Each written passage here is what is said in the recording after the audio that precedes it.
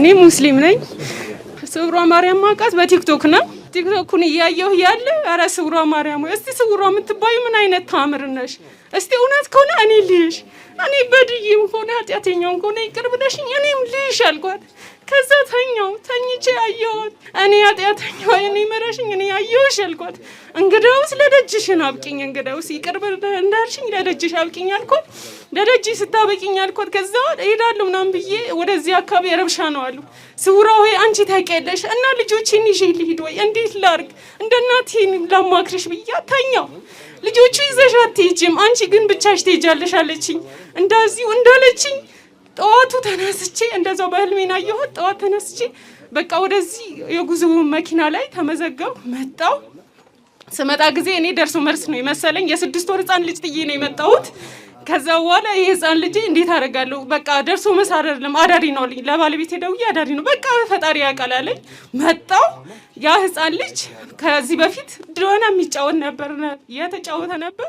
ከጊዜ በኋላ ያ ህፃን ልጅ ሲያለቅስ እንኳን አይሰማም። ከዛ ሄድኩኝ። ከዚህ ወሰድኩት የስውሯ ማርያም ቅቤ እምነቷ ሰጥቼ ስውሯ ሆይ አንቺ ታውቂያለሽ አንቺ አድኝልኝ አንቺ ዳብሽልኝ ብዬ እምብርቱንም ባፉንም ሰጣሁት። ልጅ ደህና ሆነልኝ። ልጅ ደግሞ የመጀመሪያ ልጅ ደግሞ ውጤቷ ዝቅተኛ ነበር። በፊት ኬጂ ላይ ደረጃ ተማሪ ነበረች። ከዛ ውጤቷ ዝቅ አለ። ስውሯ ሆይ እባክሽ ዳብሻት። እቺ ዱዳ ህፃን ልጅ ምን ታውቃለች? አንቺ ዳብሽልኝ አልኳት። የደረጃ ተማሪ ሆና ሁለተኛ ወጣችልኝ። እንደዚሁ ደግሞ ውሃ ከርሰ ምድር የሚባል ውሃ አስወጣሁኝ። አስወጥቼ ከዚህ ከመምጣቴ በፊት ነው ያስወጣሁት። እንዳለ ጉንዳን ሆነ።